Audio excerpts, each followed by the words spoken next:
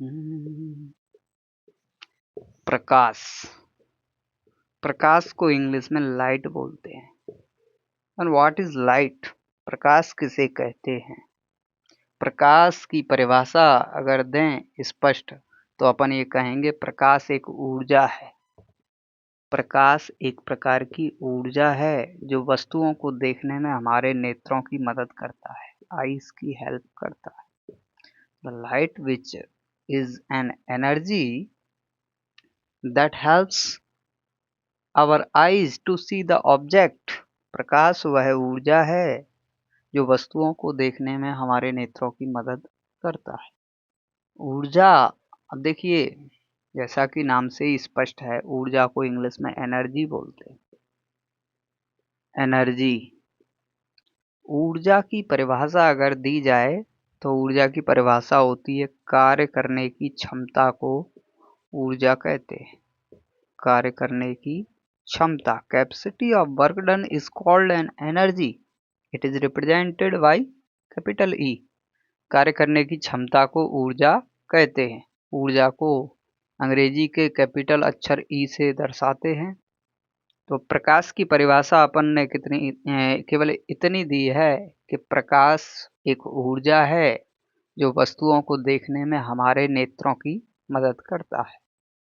प्रकाश ऊर्जा है तो प्रकाश जो है हमारे नेत्रों की मदद करता है, आईज की हेल्प्स करता है वस्तुओं को देखने में। अब पदार्थ क्या है?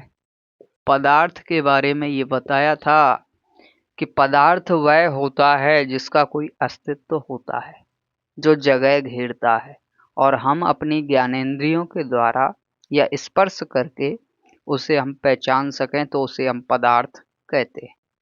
अब चूंकि हम ये जानते हैं कि प्रकाश को ना तो हम स्पर्श कर सकते हैं और ना ही प्रकाश जगह घेरता है, जैसे किसी कमरे में प्रकाश आता है तो प्रकाश अंदर आ रहा है, ये दिखाई दे रहा है, देखते हुए प्रतीत होता है कि प्रकाश जगह घेर रहा है।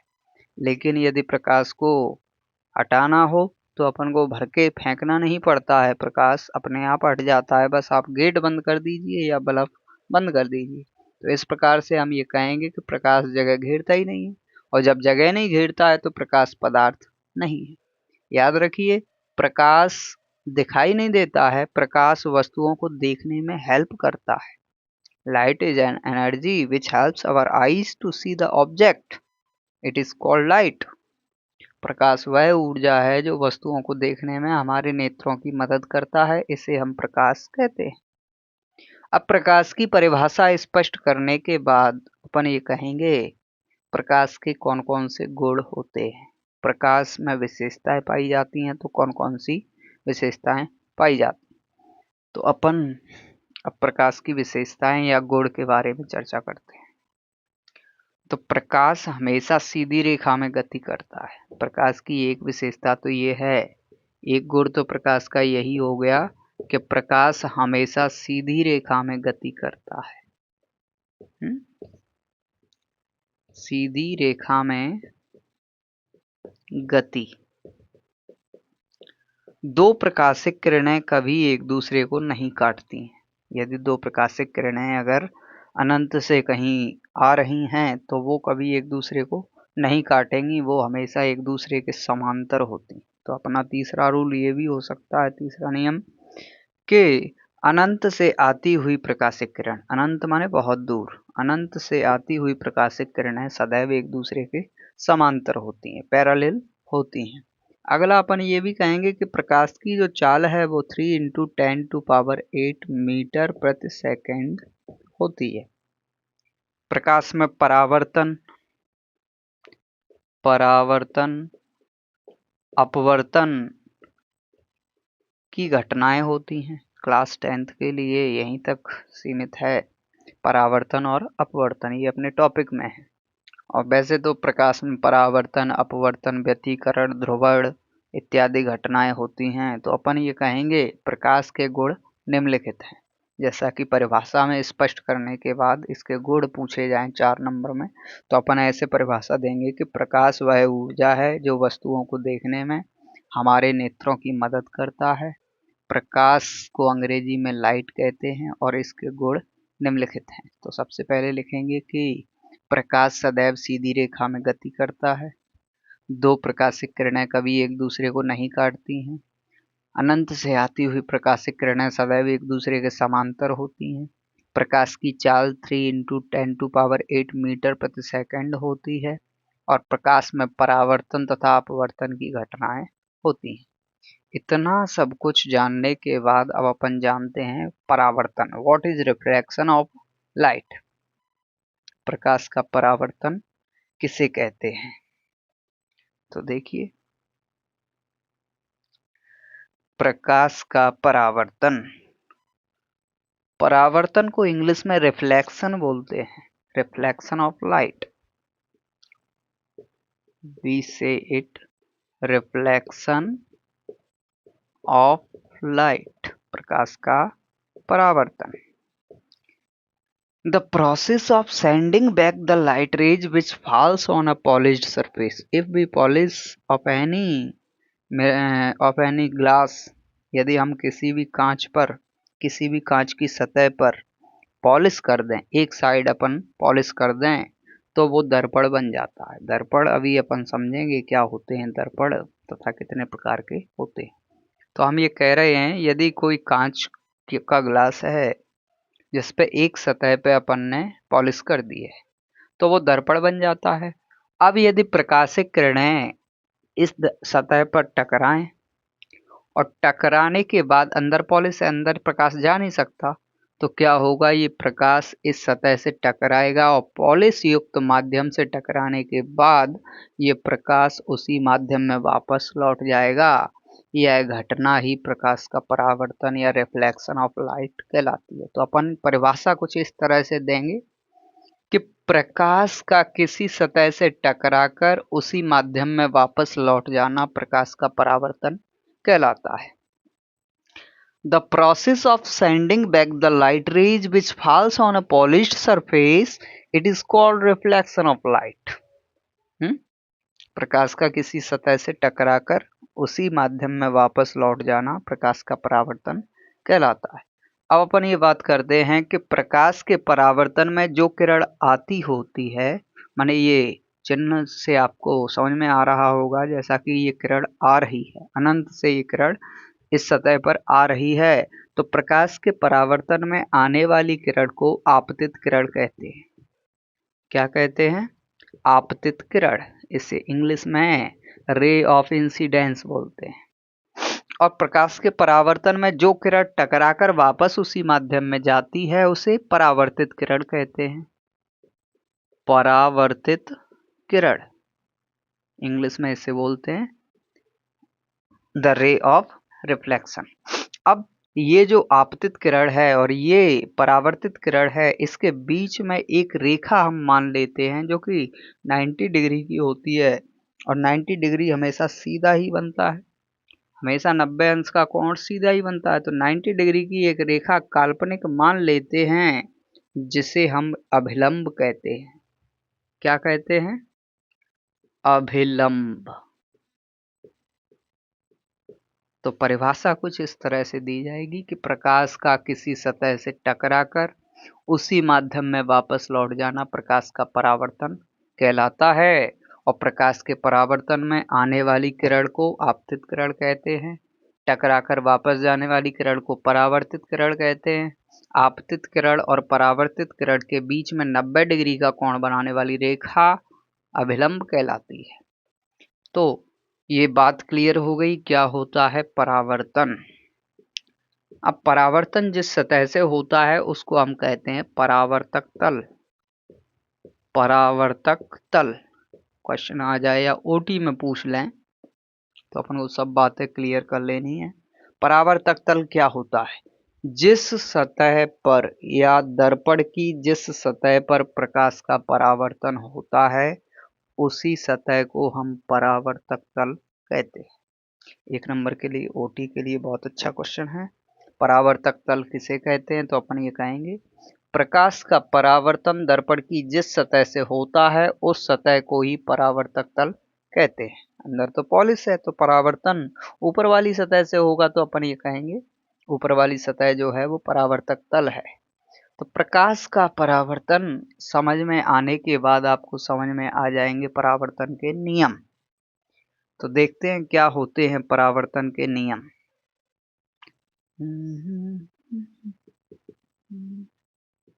तो देखिए ये परावर्तक तल था, है ना। तो देखिए परावर्तन के नियम, परावर्तन के नियम, रूल्स ऑफ रिफ्लेक्शन क्या होते हैं? परावर्तन के दो नियम हैं। पहला नियम ये है कि आपतन कोण का मान जो है, आपतन कोण बराबर होता है परावर्तन कोण के, परावर्तन कोण के बराबर होता है। अब ये आपतन कोण क्या होता है? तो ये देखिए आपतित किरण ये है, ये वाली जो किरण है वो आपतित किरण है और ये अविलंब है। इन दोनों किरणों के बीच में कोई ना कोई कोण बन रहा होगा, उसे हम आपतन कोण कहते हैं और आई से व्यक्त करते हैं। तो अपन ये कहेंगे आप प्रकाश के परावर्तन में आपतित किरण तथा अविलंब के बीच बनने वाले कोण को आपतन कोण कहते हैं और इसे स्मॉल आई से रिप्रेजेंट करते हैं, व्यक्त करते हैं। अगला परावर्तन कोण आता है तो अपन ये कहेंगे कि ये परावर्तित किरण जो है, परावर्तित किरण और अभिलंब के बीच में कोई ना कोई कोण बन रहा होगा, तो यहाँ पे बने कोण को परावर्तन कोण कहते हैं और इसे आर से व्यक्त करते हैं। तो परिभाषा कुछ इस प्रकार से दी जाएगी परावर्तन कोण की कि परावर्तित किरण और अभिलंब के बीच में बनने वाले कोण को परावर्तन कोण कहते हैं और इसे स्मॉल आर से व्यक्त करते हैं। तो परावर्तन का पहला नियम तो यही है कि आपतन कोण का मान हमेशा परावर्तन कोण के बराबर होता है, माने एंगल आई बराबर होता है एंगल आर के। दूसरा नियम यह है कि आपतन बिंदु, अभिलंब बिंदु और परावर्तन बिंदु ये तीनों एक ही तल में स्थित होते हैं। आपतन बिंदु, अभिलंब बिंदु और परावर्तन बिंदु ये तीनों एक ही तल में स्थित होते हैं। ये परावर्तन के नियम है ना। तो अपन ये समझ चुके हैं कि क्या होते हैं परावर्तन के नियम।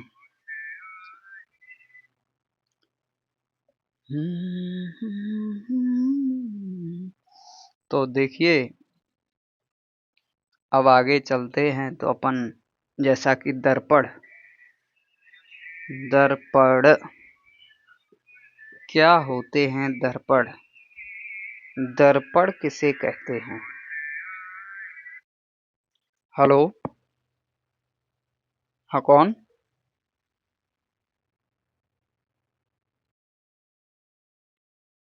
तो दर्पण किसे कहते हैं तथा यह कितने प्रकार के होते हैं?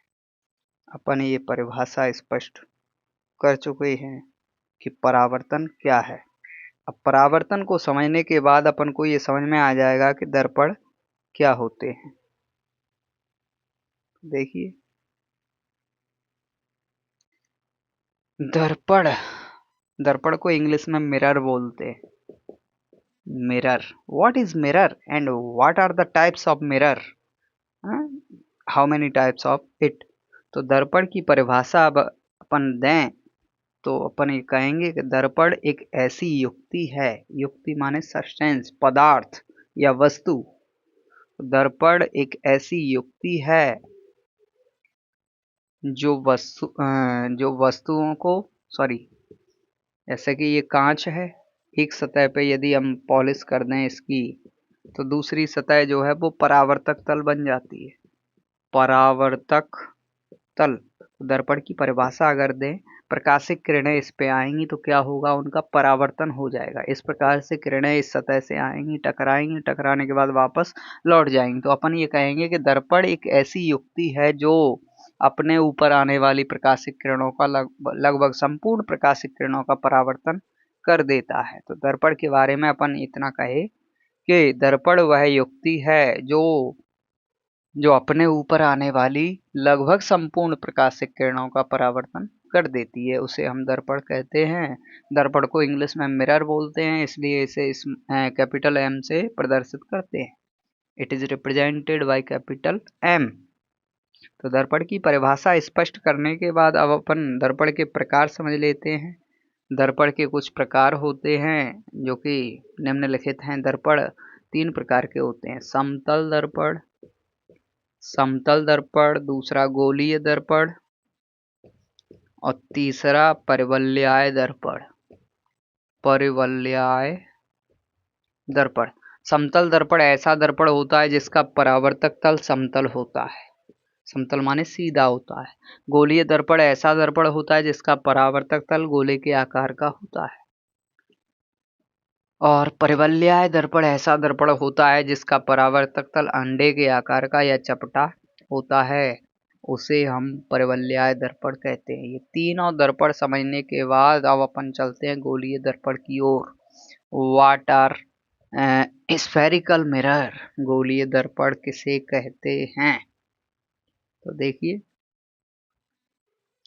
गोलीय दर्पण की परिभाषा तो स्पष्ट हो गई कि ऐसा दर्पण जिसका परावर्तक तल गोलीय होता है गोलीय दर्पण कहलाता है। और गोलीय दर्पण जो होते हैं वो निम्न 2 प्रकार के होते हैं। गोलीय दर्पण जो हैं, there are 2 types of spherical mirror.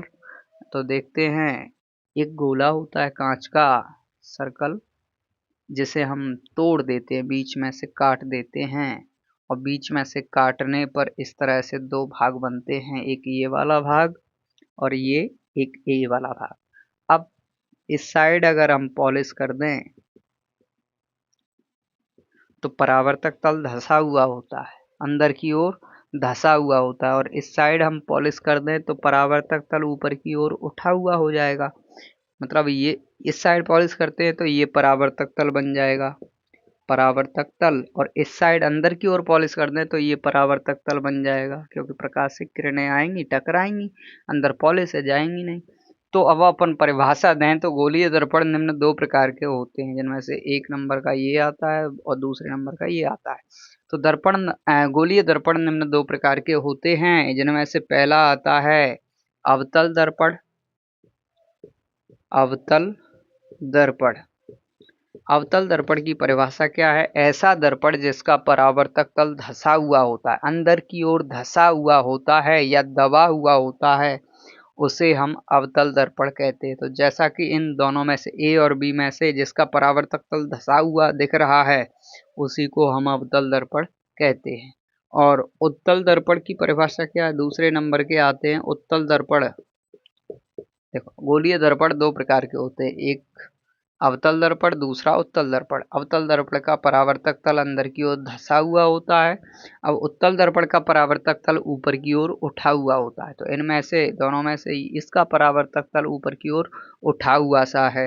तो अपन परिभाषा देंगे, ऐसा दर्पण जिसका परावर्तक तल ऊपर की ओर उठा हुआ होता है, उसे हम उत्तल दर्पण कहते हैं। तो दोनों दर्पणों की परिभाषा स्पष्ट होने के बाद अब अपन इनके उपयोग समझ लेते हैं। बोर्ड एग्जाम्स के लिए बहुत ही अच्छे क्वेश्चन हैं 10th क्लास में।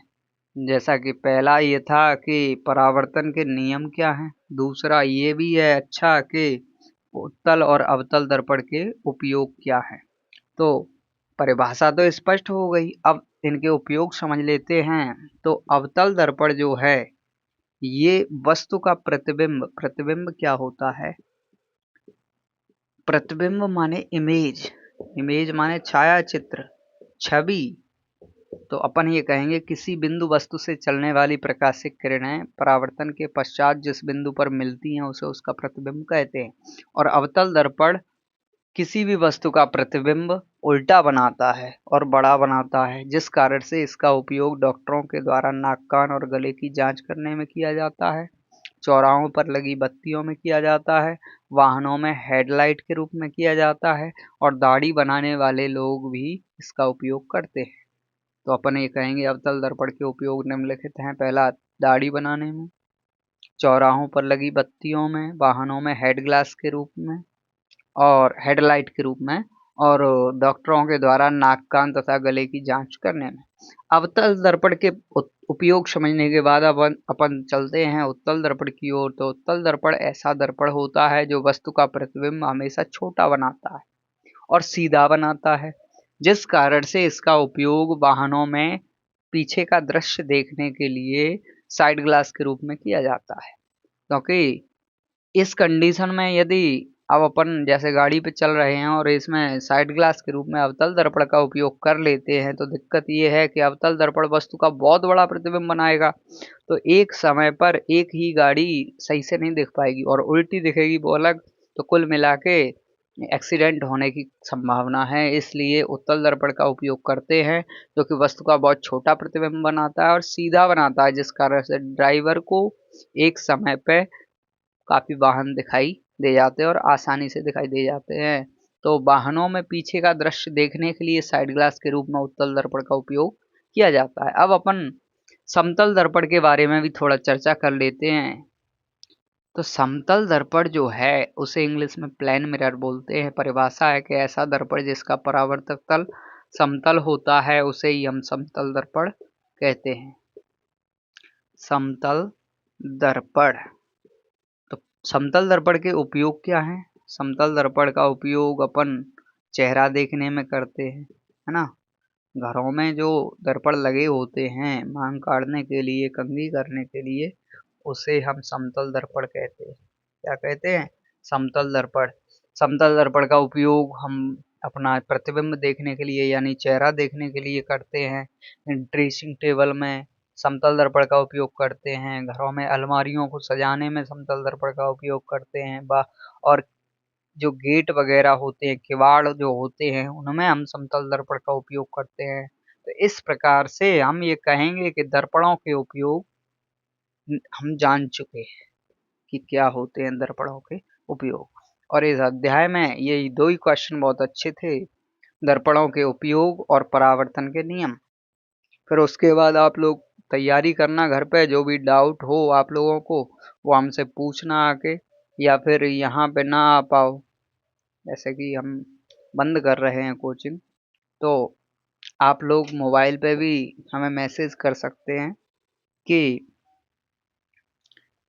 सर हमें डाउट है, और वो डाउट हमें मैसेज पर डाल सकते हैं, तो हम आपको वहीं पे क्लियर उसका शॉर्ट आंसर और समझा के बता देंगे। तो इसीलिए आप लोग घर पे पढ़िए, है ना।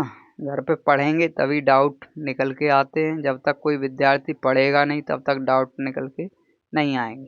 पढ़ोगे आप तो डाउट अंदर से निकल के आते हैं, और अंदर से डाउट निकल के आएंगे तो आप हमें पूछेंगे। तो इस प्रकार से वैसे तो हमें आता है तो हम आपको क्या ही बता लें, ऐसे एक एक करके तो सारे क्वेश्चन ही बता दिए जाएंगे। तो विशेष प्रकार से यही है कि जो इम्पोर्टेंट थे, महत्वपूर्ण थे, वो हमने समझा दिए।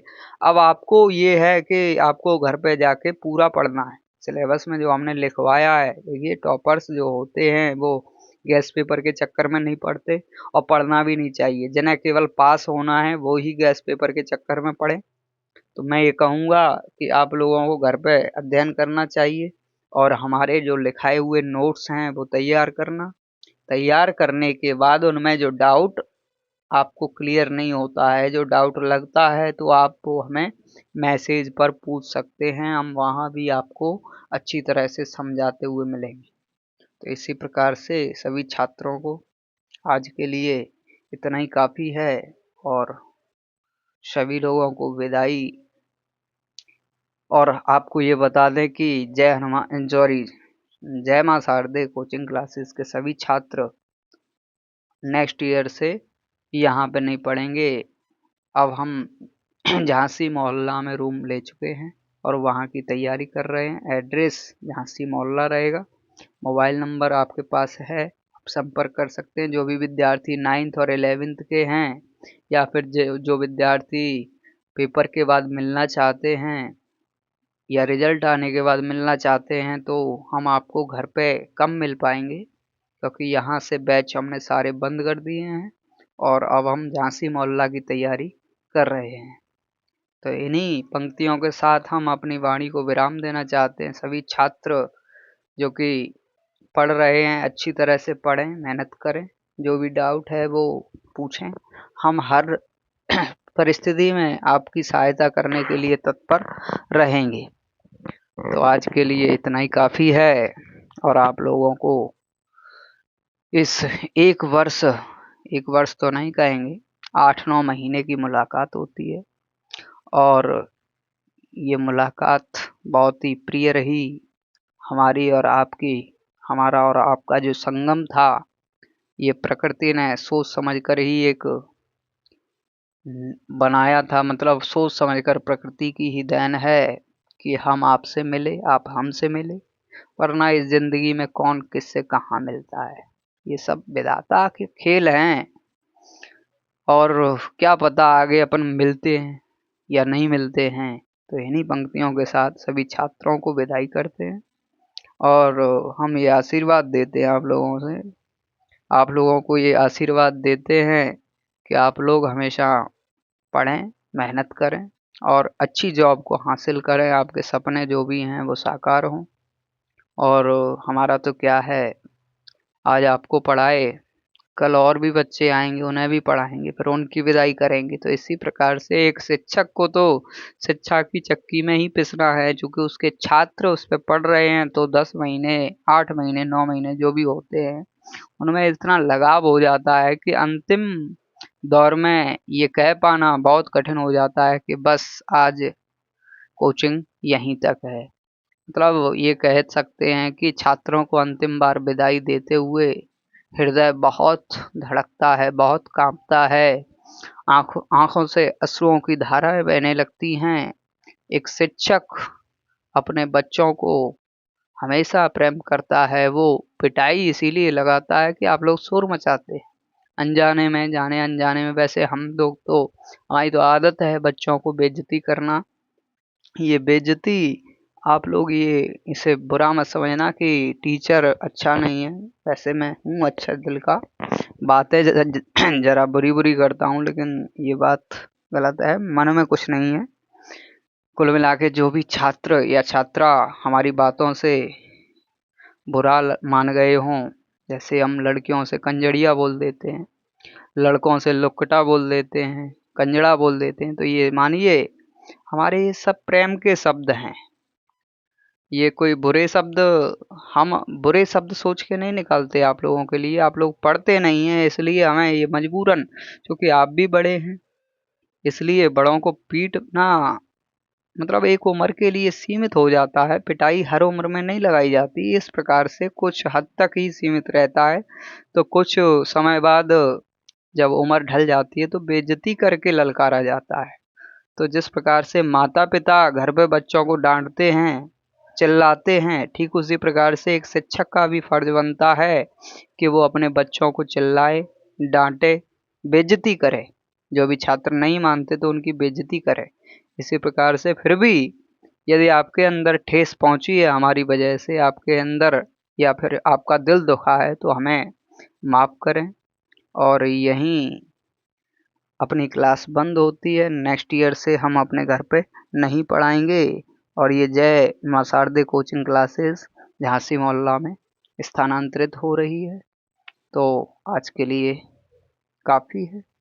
सभी छात्रों को विदाई विदाई ले रहे तुमसे विदाई छात्रों से ले रहे, विदाई ले रहे तुमसे, हमें अब दूर जाना है, हमें अब दूर जाना है। विदाई ले रहे तुमसे, हमें अब दूर जाना है, हमें अब दूर जाना है। मिलेंगे फिर कभी सबसे, ये अवसर फिर से आना है। अगर किस्मत ने चाहा तो फिर कभी मिलेंगे, फिर मुलाकात होगी। मिलेंगे फिर कभी सबसे, ये अवसर फिर से आना है, ये अवसर फिर से आना है। विदाई ले रहे सबसे, हमें अब दूर जाना है, हमें अब दूर जाना है। विदाई ले रहे सबसे, हमें अब दूर जाना है, हमें अब दूर जाना है। सभी बच्चे हमें क्षमा करें, जो भी अनजाने में हमने आपसे असभ्य वचन कहे तो उसके लिए हमें माफ करें। हम आए आपके दर पर, सजाए थाल में दीपक। हम आए आपके दर पर, सजाए थाल में दीपक।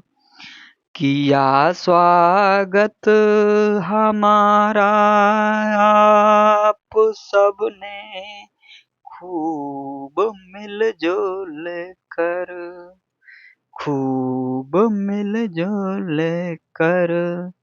बिछड़ने और मिलने का, बिछड़ने और मिलने का, ये जीवन का तराना है।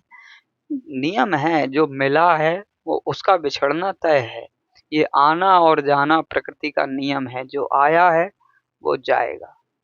लोग आते ही इस जाने के लिए हैं।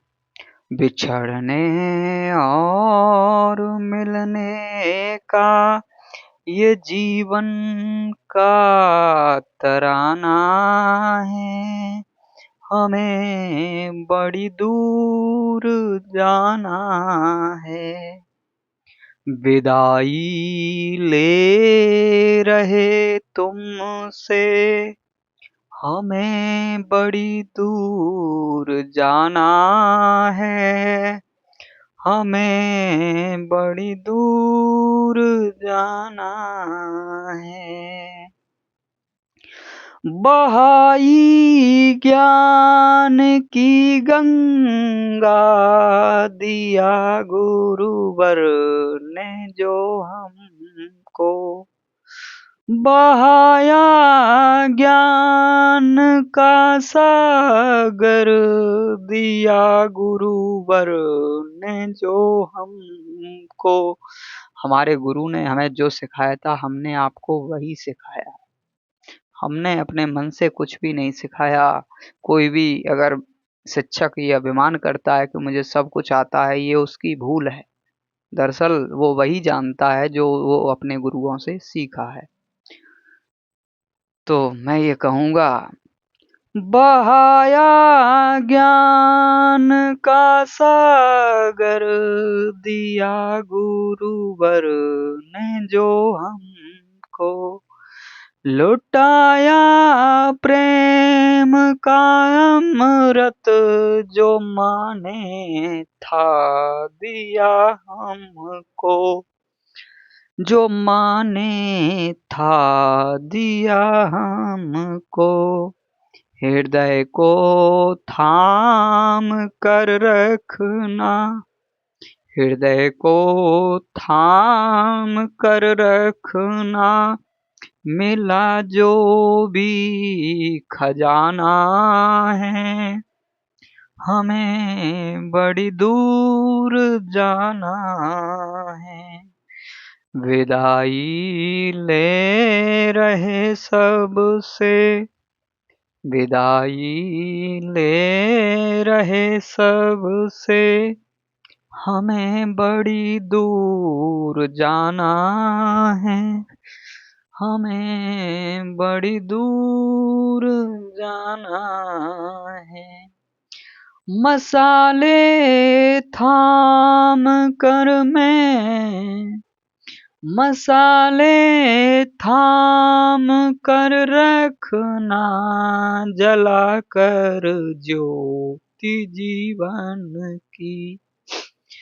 मसाले थाम कर रखना, जला कर ज्योति जीवन की। करे जनपथ प्रकाशित, करें जनपथ को प्रकाशित।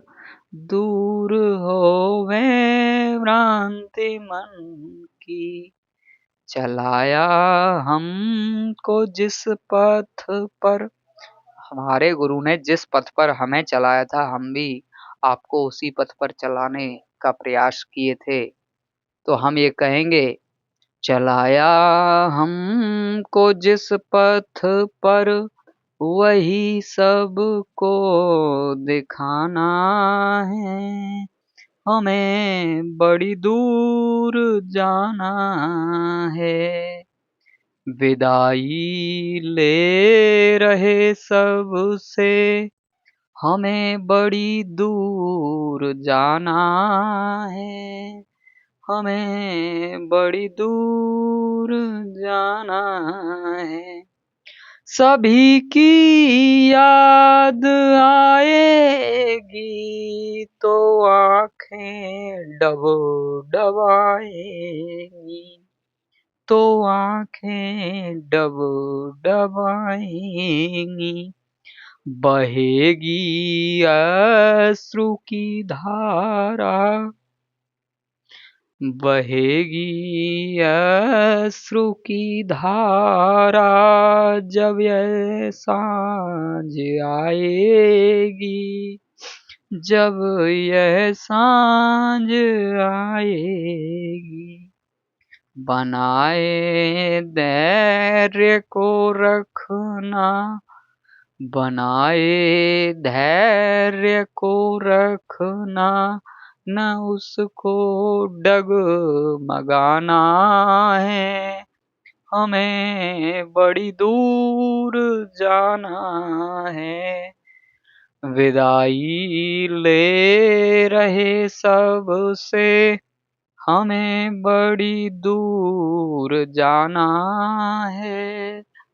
हमें बड़ी दूर जाना है। मिलन के क्षण भुलाए भी, भुलाए तो नहीं जाते। मिलन के क्षण भुलाए भी, भुलाए तो नहीं जाते। मगर वह तो प्रकृति क्रम है, मगर वह तो प्रकृति क्रम है। जो मिलते हैं बिछड़ जाते, जो मिलते हैं बिछड़ जाते। मिलन में प्रेम रस बरसा, मिलन में प्रेम रस बरसा, हुई गुरु ज्ञान की चर्चा, हुई गुरु ज्ञान की चर्चा।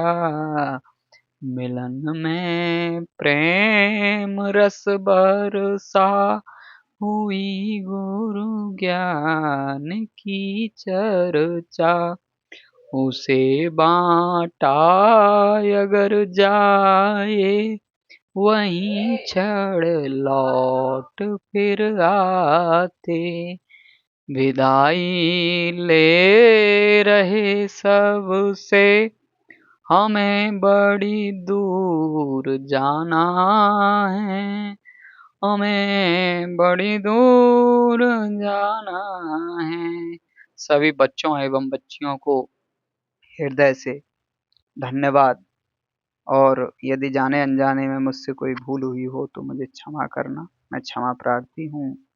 मैंने दरअसल आपके ही भले के लिए बोल दिया होगा जो जल्दी में, या ऊटपटांग शब्द जो आपसे कहे होंगे तो आपकी भलाई में ही कहे होंगे। विश्वास मानिए, इससे मेरा कोई औचित्य नहीं, ना मुझे आपसे कोई नफ़रत है, ना कोई ईर्ष्या है, कुछ भी द्वेष भावना मेरे अंदर नहीं थी। मैं तो आपके जीवन को उज्ज्वल बनाने के लिए प्रयास में लगा रहा। धन्यवाद।